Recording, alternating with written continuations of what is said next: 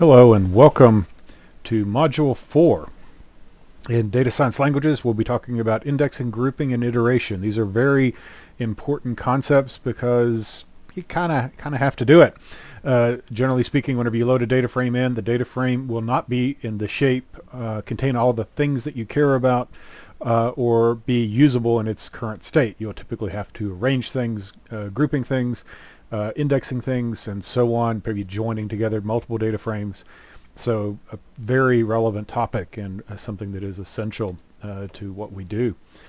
So jumping straight in, our agenda today, we'll talk about Module 4, starting off with the reading, Python and R. Then we'll talk about Deliverable 4.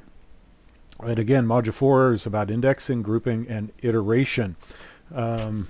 Iteration. So the core concept is essential here because you can't really be able to do any kind of real analytics work without being able to potentially go through an entire data frame or file, potentially accessing things based upon some element of that file, so an index, or being able to do things like doing roll-ups and groupings based upon some characteristic that you're interested in. So we'll go through, kind of talk a little bit about each one of these, and by the end of the module, you should be able to clearly articulate the things that we see on the screen, which is how to tell to do both subsetting and indexing in both R and Python. So the reading, chapter 10 in the Python book, data aggregation and grouping operations, and chapters 4 and 5. One of the things I'll do, assuming we have time, is talk a good bit about pandas in Python and how you do things with indexes there. It's something that you might skip over, and it can become challenging if you're not really familiar with it. So we'll talk a bit about it. So concepts of grouping.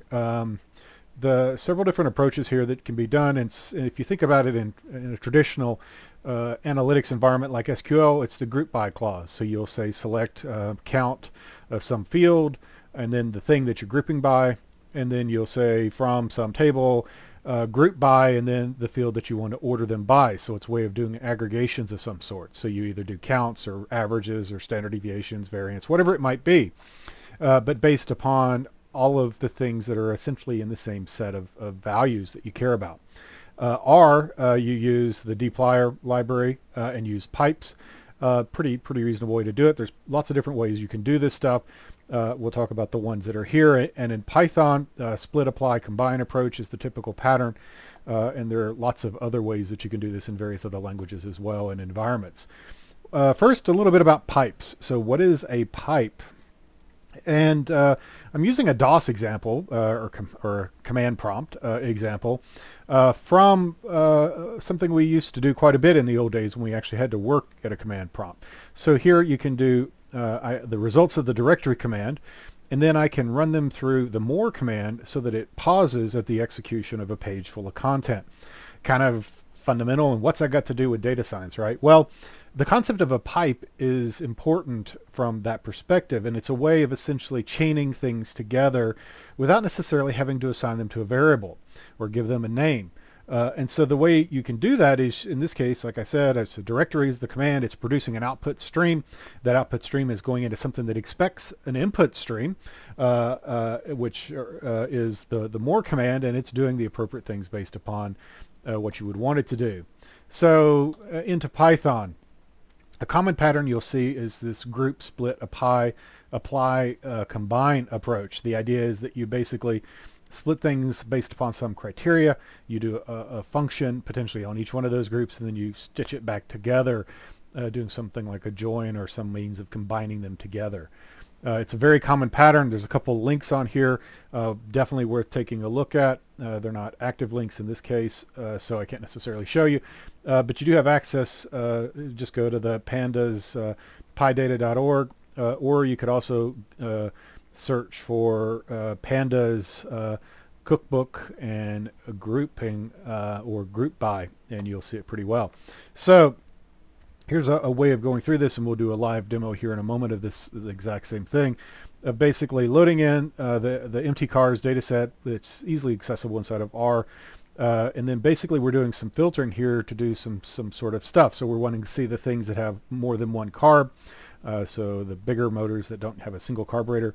Then we do some grouping based upon the group by there. So we're saying group by the number of cylinders, and aggregate and calculate for each one of those the averages and so on, mean and so on. And then we take that, and there's this ravel command which kind of will merge things together for you, right? So if you have something that is potentially a little less clear, we have nested columns, you can bring them together in an intelligent way. And so that's one approach to doing this. So see, we'll pop over and see if we can take a look at that. So here's the part where it probably goes sideways. Python grouping, and hopefully that's what we just saw. So yes, using the cars. So this first bit here, don't worry about, that's just working out so that it knows what directory that's in, since I access my files in lots of different ways. And I'll go ahead and clear the output just so that you can see that we're really doing this for real, because that gets rid of all the stuff that you've seen before and cleans up the environment. So here I'm importing pandas, PD, and NumPy is NP, and then I'm reading the cars CSV into a pandas data frame. You don't have to call it PD and NP, but like 90% or 95% or even higher of the examples you'll find on the web, they're in NP and in PD. So do what you will with that information. So here we've loaded up that file, the CSV file, and put it into a data frame called MT cars. And then we can take a look here. Basically, this first column is the index. We'll talk about that in a little bit. It's a way that we can uniquely identify a given record or row inside of our data frame. Then there's some stuff here. I don't necessarily have a name for the first thing. That's probably because I produced the file.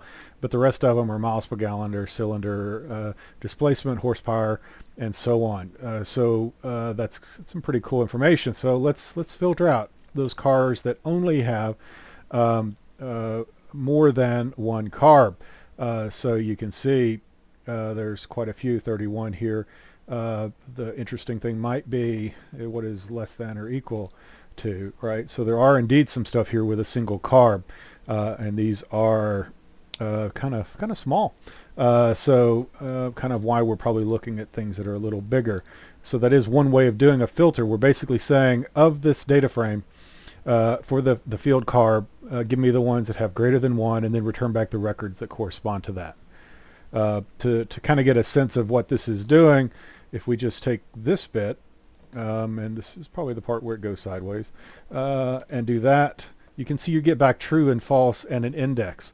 You take that, nest it inside of the data frame, and it returns back those ones that are true, and that's how that's working.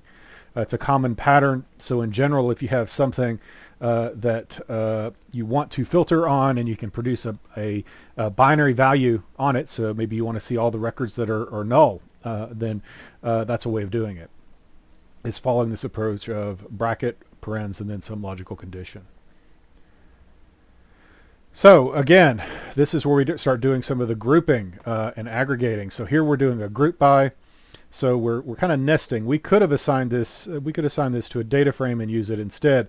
That's an important thing to understand. Whenever you run this kind of command, we're not saving that result anywhere. It's just getting displayed. You could save that to a new data frame, because that's what it really is. It's a new frame that you're creating, but you're not actually persisting unless you assign it to some variable. But so what we're doing with this instruction is essentially taking the results of that data frame, and then we're chaining some stuff onto it. So of the data frame that's returned that has only those cars with carburetors that have more than one, or have cars that have more than one carburetor, go and do a group by based upon the number of cylinders, and then aggregate, which basically means inside of that, what's inside of here, do the operations in essentially a dictionary sort of fashion here. So for miles per gallon, we want mean.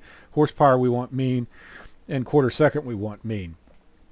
And then produce that result so we can see the result. We're actually saving it this time to a new data frame called group ag, and then we're displaying it. So this actually exists now. We've created a new data frame that contains just that aggregated value based upon the number of cylinders. So these are ones with 4, 6, and 8 cylinders. What is the mean miles per gallon? The mean miles per gallon for 6 and the mean miles per gallon for 8. And not surprisingly, a V8 doesn't do nearly as well, or an 8-cylinder vehicle, which is probably going to be a V8, doesn't do quite as well as a 4-cylinder engine. So you get better gas mileage with fewer cylinders sometimes. So that's kind of an observation of this. This is a pretty handy command that you might want to remember, although it does give a distressing error or warning whenever you run this, because in the future index.ravel is going to be going away. So it'll eventually return a view to itself. But what it does at this point is allow you to take back the columns that are across multiple heights and merge them together. So you'll see here we've got MPG and mean, we've got HP and mean. These are hierarchical. They're stacked on top of each other. We're flattening them out with this and combining them together and doing this join operation on the X of the various things raveled together. So that's an interesting thing. Probably need to look into how we do that without doing Ravel, because it's incredibly useful. Generally speaking, you do want to flatten things out because it makes it a whole lot easier in your analytics work later on.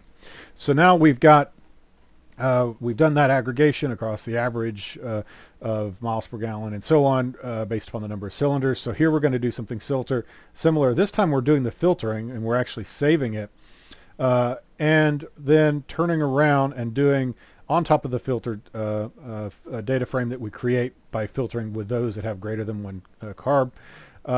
We're then calculating a group by and doing a mean across all of them. Does something very similar.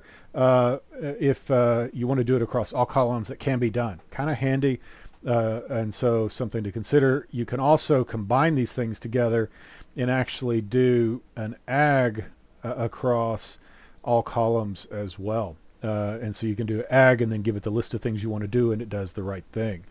So you can actually calculate multiple measures across multiple columns. So you might want the mean and standard deviation, for example. And maybe variance too for good measure.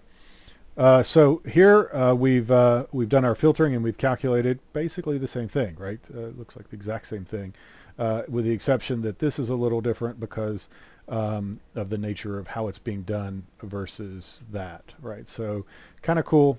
So moving on. Split, apply, combine. This is kind of a common pattern. It is the Python pattern that you'll hear the most about, and if you were getting interviewed for a job, you'll probably be asked to describe it. So what is the steps? And the name kind of gives it away. You split it up, you apply some common thing, and then you combine it back together. But still, you need to be able to talk about why you do it and why you might care. So in this case, we're basically pulling the IRIS data set from Seaborn. Then we're taking a look at the first, we're making a copy of the first 5 records. We're doing some slicing together to produce something else. And so this is providing, picking rows of interest out of it. So 50 to 55 and then, or 54 and then 100 to 104. So we're doing kind of a little partitioning of the data frame, kind of not exactly random, but picking some in sequences across it. And then we can do a group by species and see what's the sum. So what is the sum of the group by species, and that's adding up all of the values in the sepal length column, for example. So all of those are added up together, grouped by the column. Generally speaking, a sum like that's not terribly useful, but it can. So if you want to filter things, do it before you do the sum, not after, because if we do it here, granted on my computer it won't make much difference, that's still very fast, but it's still computing the sum, then filtering out the one that you care about. If we do it this way, it's going to be much faster because it's already basically pulling the ones you care about and then it's calculating the sum. Minor changes, but a good idea to always be thinking about performance, because while the stuff we're doing in here is not terribly time sensitive, the stuff you do in the real world certainly will be. And here's another example of doing something similar, where we're basically pulling out the sepal width and then we're grouping it by species, slightly different sort of syntax of the same sort of thing. And then you can also do multiple column group bys, so you can say I'm interested in grouping by species and petal width, and then I want to sum off of that based upon the petal width for this particular species. It looks like for Virginica. And so with that, some additional useful links down here that you may want to take a look at. You can always pause and do some Googling to find the things, but those are things that I used as part of pulling that together. So with that, we can shift back to our presentation. Before we do that, a couple cool things to show you. You may not think it's cool, but you may later on. So you write some code, you think it looks pretty. These are probably too simple, but this one might work. I installed a tool called Code Prettify, and actually I didn't actually install anything. I went into here into NB extensions. I turned on saying uncheck the disable things that without explicit compatibility, being an optimist thinking it's probably going to work. And then I checked Code Prettify. I also checked some other things in here like execute time. So that's why in my notebook you'll see how long everything takes to run. Not terribly important here, but if you have something that's a long-running task, it'll tell you when it started, and that can be important because you can see how long it's been going and if you think it's time to kill the kernel or not, or if you want to give it time to try to finish. And also in this case where I was going with this, if I click on that little button, it turns it into something that looks a whole lot prettier. And it does so in kind of a standard way. Generally speaking, you want to make your code look reasonably good. One last sort of thing I turned on is also the ability to toggle line numbers, so I can turn them on and off if I want to see them. Again, that's a setting inside of these extensions. There should be a line number toggle all line numbers. That makes it pretty easy. Lots of stuff in here to figure and learn. Something that you may, as you become more proficient, or maybe you already are and just haven't had the time to poke around like I have, that you may end up using. And with that, we can shift back to our presentation. So we've talked through grouping. And a similar sort of approach is to use dfply. And it's the major difference here is it does it in a piping fashion, right? And it's basically giving you what you have inside of R inside of Python, and that's not a uncommon trend. So be prepared to see that fairly common sort of thing occur, because Python people get jealous of the cool stuff that R has. The key thing this does is basically allows you to chain together things in a kind of cleaner way. So you can basically say, take the empty cars data frame, pipe it through a select operator that basically decides which one of the columns you care about, very similar to a select statement you might do in SQL. And then you can send it something to do a mask, which is essentially doing some filtering. Then you can pipe it through a group by, then you can do a summarization to produce your aggregates. So very cool. And I'll go ahead and see if I can find that one so we can go through it as well. So again, this is where it came from. If you towards data science, dplyr style data manipulation with pipes in Python, if you want to do some Googling to find it. So the web page towards data science, pretty good site.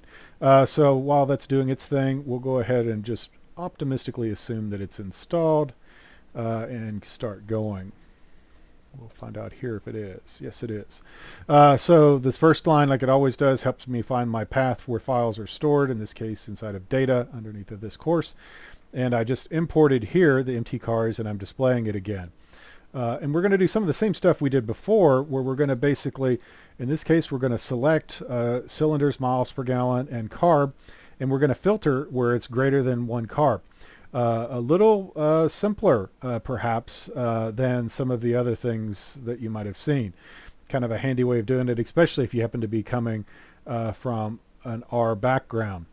Let's see if that still works after I made it prettier. So here's a similar thing. We're taking the empty cars, we're doing a select, we're again filtering, then we're doing a group by the number of cylinders, and then we're summarizing and assigning the resulting column the name of average miles per gallon based upon X miles per gallon. X is just a placeholder. It essentially says whatever empty cars is, that gets assigned the name of X whenever it comes in. So it's just a standard way of not having to do some sort of alias. It's just an assumed sort of way that it's going to function.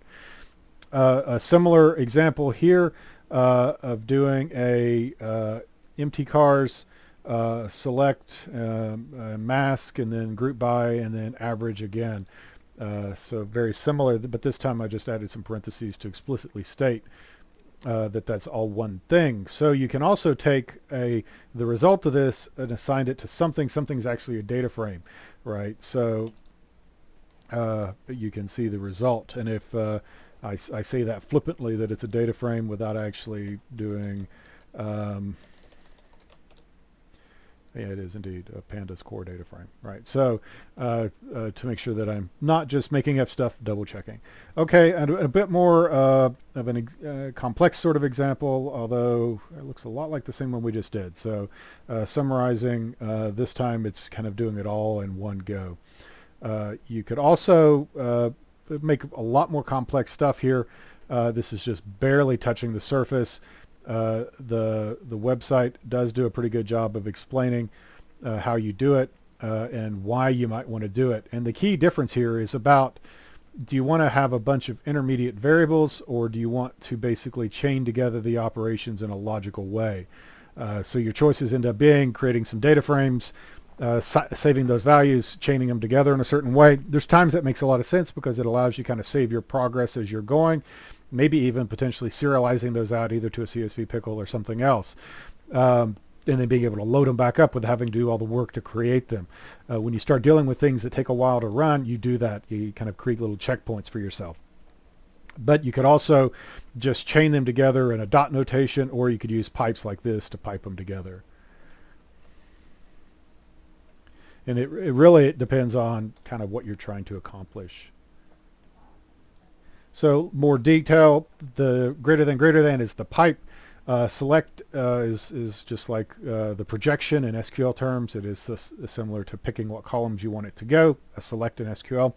Mask is basically the same thing as like a where clause in SQL. It's the same as what it is in dplyr's filter.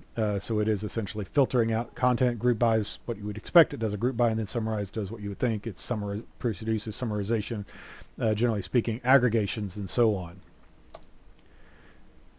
So pandas index and related operations. So this is a bit of new content I've created, and part of the reason I did it is because I had noticed that there's kind of a gap here. So to kind of, before we jump into that, I'll see if I can get this to open up.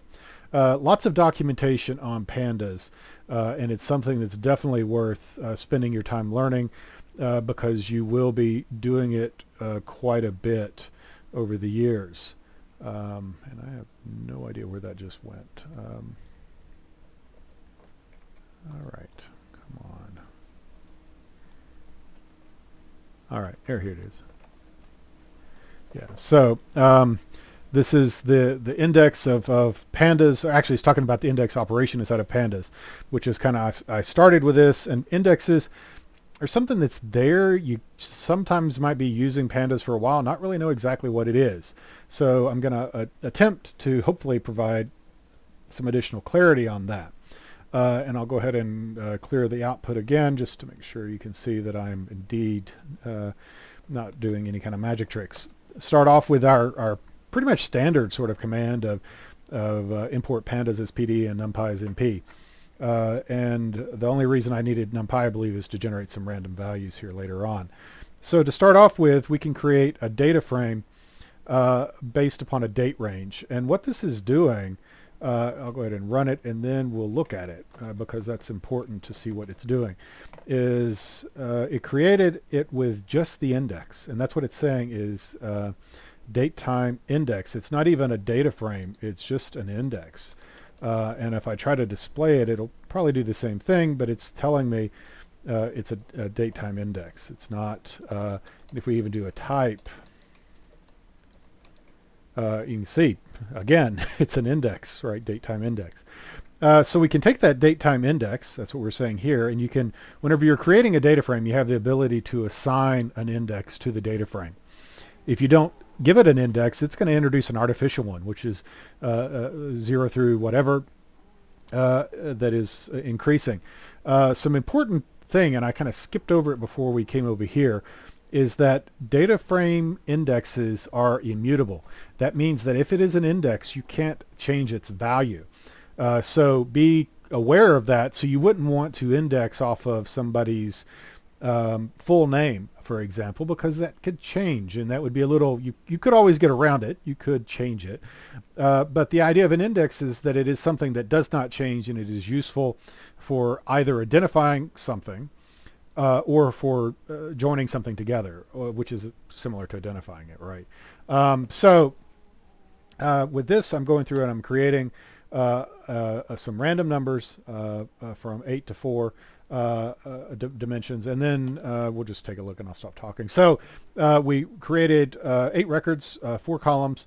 The indexes are what we saw up here before. So these are, it is the same, those are the same ones. We start at December or January 1st of 2000, and then we run through the 8th. So it created a range of 8 periods, being days, starting at the 1st of January in 2000. And then we generated some random numbers. We also assigned some column names to our data frame. And you may or may not find yourself doing random numbers, but you will find yourself doing these other bits. You will want to create an index sometimes because it makes your life easier. Of one of the columns you have, maybe something that you want as an index, and maybe it's something you want to include that you've created to keep things on the same scale. And you'll oftentimes be wanting to give it a column name, and that's what this is doing. So we can then reference things by column and then by row, essentially. So this is giving us this first cell's value, the full value, not just the pretty version of it. So we can then turn around and set an index. So in this case, we're creating another data frame from month, year, and sale. And so the idea here is probably that it's the year and then the month and then how much you sold of something in that time period. So we might want to set index to month, although that's probably a little problematic because what if you happen to sell things more than in the same month in multiple years? That could be a problem, right? But here you can see month is the index and set index is what it does. And you basically essentially are taking a column that is just a normal column and essentially promoting it to being the index for that data frame at that point. And so you're doing so by name. And you can see it shifted over here. We no longer have our 0 through 3. Now it's indexed by month. Notice I didn't save this either. This is just showing us that we didn't actually persist it to a variable. So don't think you can just do this and then call dataframe dot something and think you're using the index you did, because it needs to be saved. You can also do a multi-column index or a multi-index, which basically means more than one of your columns are being part of the index. Here, year and month are the index, and you can see they're together and treated differently, just as month is up here. So it's set down below to indicate that it's something separate, and then you've got one column, which is sale. You might actually want to do things this way. This could be very much what you would want to do if you're actually doing this for real. You can also just set it back, in this case, to year, and month then is demoted essentially to, again, a column. Or in this case, it never was saved, so we're just basically indexing it again. So you also have the ability to do re-indexing. This is related to your index. We're going to create a data frame, and it's going to have some indexes here. These are the values of the index, and the columns are HTTP status and response time, and then that's what's here and here, and then these are the values that correspond to them, so the list of values that are making up those. And so we can then change the indexes. So we want to maybe change some products that we're looking at or whatever it might be. And when we do that, the ones that are new don't have any values. So you'll see they're NaNs, so not a numbers. You can also, at the point you're doing the re-indexing, do a fill off of the 0, so turning the NaNs to another. And in this case, I may have misspoken on something I said earlier, because we did that without having to reference this. We didn't save it. So re-index is one of the slightly different ones than some of the other stuff that we've done. Set index may be actually the same. So I probably misspoke earlier whenever I told you. So let's go back here and redo that so I can correct myself. So we created it, we set it up, we're setting the index to month, and then so previously it was that. So if I just add a new cell and take a look at what is the data frame now, it is indeed, oh, so it didn't save it for set index, but reindex does set it. So I didn't misspeak. It's just that reindex is actually going to apply it to the data frame that you're dealing with. So to make sure I'm not really confusing you guys, we'll go back here, create our data frame of the browser, do a reindex, setting it to the new, and then for fun, just let's figure out what it is. And this is the beauty of notebook programming. And you can see that it did not save it, which is interesting, right? So this is confusing me then. That.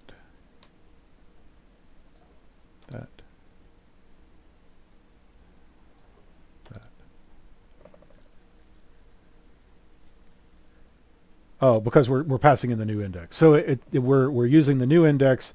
We're not actually saving the data frame. We're giving it a fill value and redoing it. So it's the same thing as what we're doing here. It's just that we're saying whenever you do encounter that not a number situation, so it doesn't save it unless you persist it, which is what I thought. I just wanted to make sure. And that's something to do with this, is play with it, figure it out, see if it does do what you think it should do. And at the point it doesn't, that's an opportunity to really learn something. Because if things do what you think they do, you're probably not going to learn much, right? It's when they do something that you don't expect that you really learn. So the only difference here is that on this one, we're not saying what to do whenever we do the reindex. This could be executed by itself and perhaps should be. And I'll go ahead and do that just to show it more cleanly, right? So we're doing a reindex with just the new index. It's producing the not a numbers. Then we're saying in this case, reindex it. But this time when you see a not a number, set it to 0 instead. And in this case, we're saying actually put it to be a string, which it says missing. Lots of variations one can do with that sort of thing. Then we can also do it by column. So in this case, we're coming up with a new column called user agent. And user agent doesn't have any value, so they're all not a number. And again, we're not saving this. We're just seeing what the resultant data frame looks like that is the result of this reindex operation. And then also you can use the axis columns keyword. Similar sort of experience, right? It's just a little different way of doing stuff. And you'll find that a lot. There's a lot of different ways of doing the exact same stuff. So here, you can also do reindexing on a sequence of dates. So we've created a date range here from 1 to 6th of 2010 in January. And then maybe we want to make that range a little bigger. So you want to go back a couple days into 2009 and a couple days into further. So when we do this, it should go up to like January 8th. Or 7th and back into 29th. And those are also not a number because we don't have any values for them. There is a not a number in here as well, but that was in the original set. So you can also do something called basically backfill the values or back propagate the last valid value to fill in the NA numbers. So the idea would be take the values that is the last good one you've got and take it back to the beginning. So we should have, in this case, we went from 100. This 100 was copied back. And so you can see this one wasn't done and that one wasn't done because there wasn't something before them, right? There's not something that can backfill. This isn't done because it was there previously. And that's what this line here is talking about is it's not going to propagate. If you wanted to fill it, you could do something like fill NA, tell it that you want 0 to be the value that is present whenever NA is done, and then do a backfill. And we filled this one in. We still have this because there's not a number afterwards. So there's lots of approaches that can be done. There's several approaches you can do whenever you're filling in empty numbers. And it's really going to depend on the type of data that you're dealing with. Some approaches is kind of a smoothing approach where you take the average of the things on each side. This is another approach of taking the one that is the last good one and keep it going, or the one that was good before where you were at and back it up. So there are various approaches, and the ones you do really depends on the type of data and the situation. There's sometimes the absence of a value is significant. Sometimes it's just missing data. It can mean that something may be broken, and it could just mean that something didn't get entered. Here we're going through and creating two data frames. We're doing df, and it's going to be with a key value of k0 through 5 and a value from a to 5. Then we're going to create another data frame called other with similar key and a values, or b values this time. So we can join those two together by using this sort of syntax, and what that'll do is join together the ones that it can and those that it can. It's kind of like an outer join, right? So you get NAs for those that it can't. And there's also not necessarily values for everything. So there's no B values for these ones that are down in here, and there's no other key other values for them either. That would be kind of an outer join sort of thing. You can also do a join off of index, and this is chaining things together. This is creating a new data frame that has an index called key, so it's promoting key to be an index, and then or setting key to be index, so this becomes the index, and then it's also doing something similar on this so that the other one is also setting this key to be index, and then we're basically saying join those two things together, and they'll do so without any magic, because it's the same key, and you can see it does the same thing. To see this a little better, because that's kind of ugly, let's clean that up a little bit, right? So I'm going to create another data frame called 1 and set that to that, and then I'm going to create another, and I'm going to call it df other, and then we're going to say df1 dot join df2, and so that is a whole lot simpler to understand what you're doing. So we're actually producing a data frame whenever we do this. I'm saving it because I want you to see that this is indeed its own thing, right? So I can then display it by itself, right? So you can see key is now k, and there's no artificial index in present, and then a is present as well. And the same thing is true with the second one I created. There's a key and then a value, and then we're joining them together with very simple syntax in this case, because you've already set your keys, and this is a really elegant way of doing your joins. You can also say on. So in this case what we're doing is we're saying join data frame which didn't have a key to another to the other data frame, and we're promoting it. So this is actually that df2 that I created, the same thing. That's what's being returned by this instruction. And then we're saying in this case it's a join is taking a parameter that says what key should be joined on, and in this case it is key, because there's some ambiguity potentially on the first data frame. It's not the index at that point. You can see it's still 0 through 5. And the last sort of topic here we'll go through on data frames is around drop in a. So I'm going to create a data frame we called again data df, but it's set with some fictitious characters, and we can see that it's Batman, Catwoman, and Alfred. And Alfred doesn't have very much information. If we just say drop in a, what it's going to do is get rid of anything that has some values that are missing. So Batman's the only one that has everything. So if there are any columns in any of a particular row that has something missing, it goes away. Probably not what you're going to want to do most of the time, because you can greatly thin out your data. It might be, but you want to be doing cautiously about it. You can also get rid of those columns that have one or more thing empty. In this case, they all have something other than the name, so the only thing that persists is the name.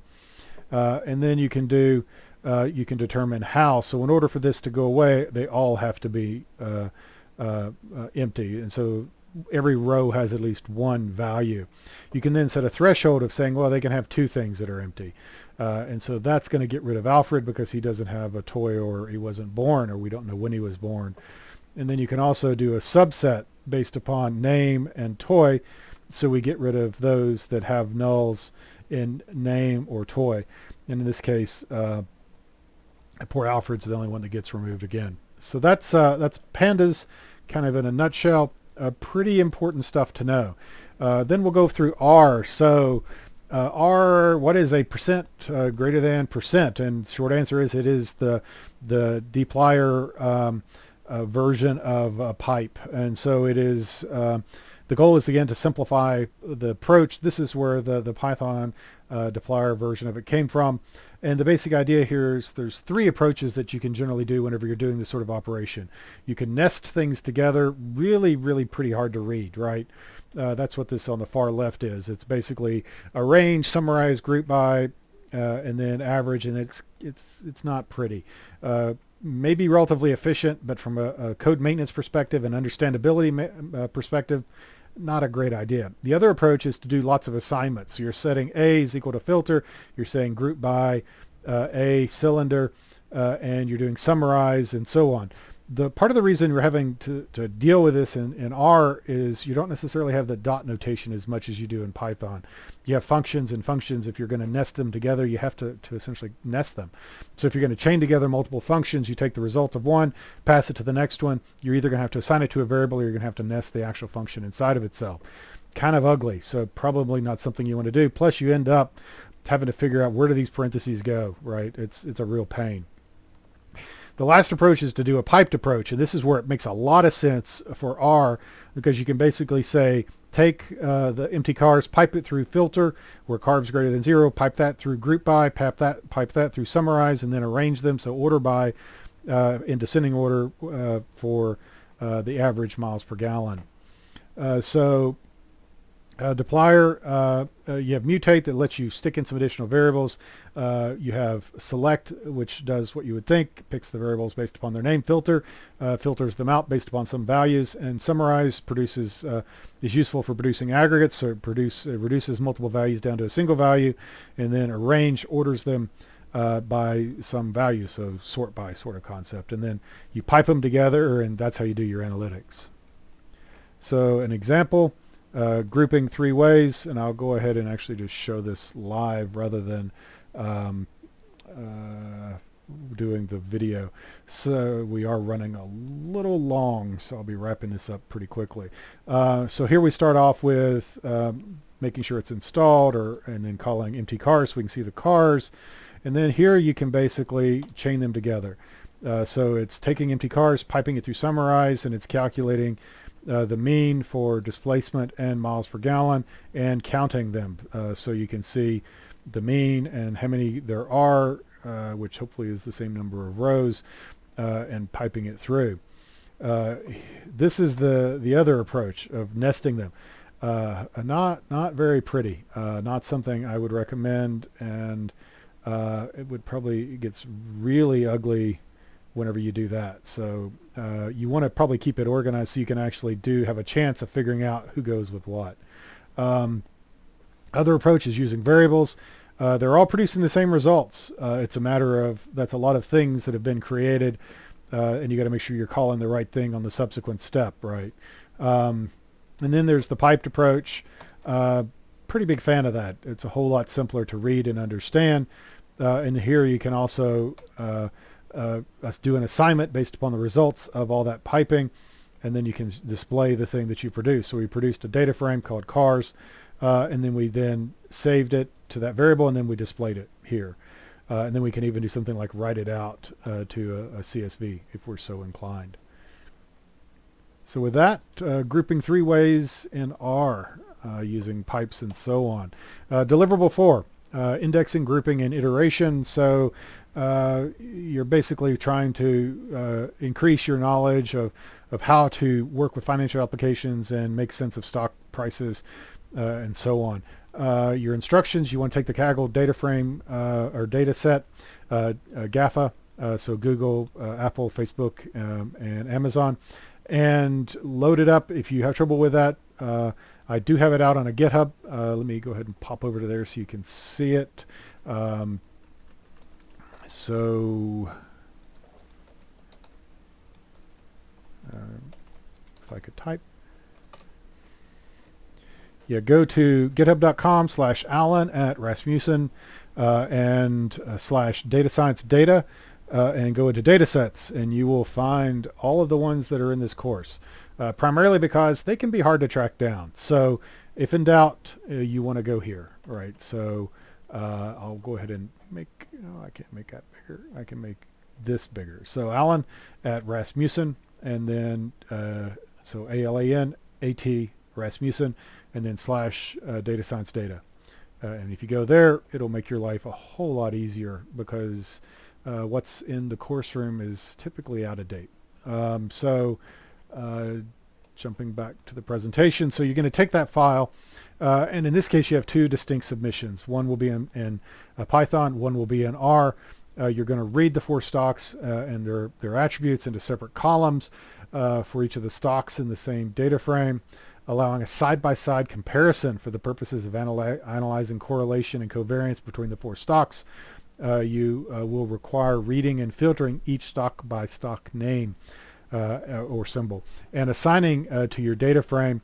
You want to complete this first bit in Python. The second bit, the submission in this case, is your source code. Do make sure you give me your source code. A Word document with pictures of source code is not source code. I need your source code so I can actually see if it works.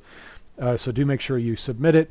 You should be able to submit multiple files into one submission. So a single submission, multiple files. And it's nice if you go ahead and put a .text extension on your R file so that it's able to be displayed in the browser. Otherwise, I need to download it and take a look at it. Probably will do that anyway, but it's a little quicker for me to scan through it that way.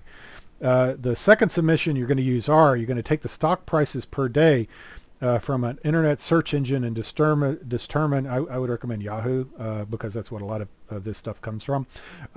It's one of the kind of differences. Yahoo is pretty good with stock prices for whatever reason. The correlation and covariance between it, so correlation and covariance, do both. Related stock prices for similar dates between Amazon, Facebook, and Apple. So second submission, use R. And use the input file from your first submission as your input. Your submission in this case is the source code in plain text, so .text extension. So some file .r.text, and make sure that it does what it's supposed to do. The rubric, as always, shoot for the master's column, and do make sure you review the rubric because it's how I'm going to grade you. And with that, I will conclude this. If you have any questions, let me know. That's what I'm here for. Stay safe, and we'll talk again soon.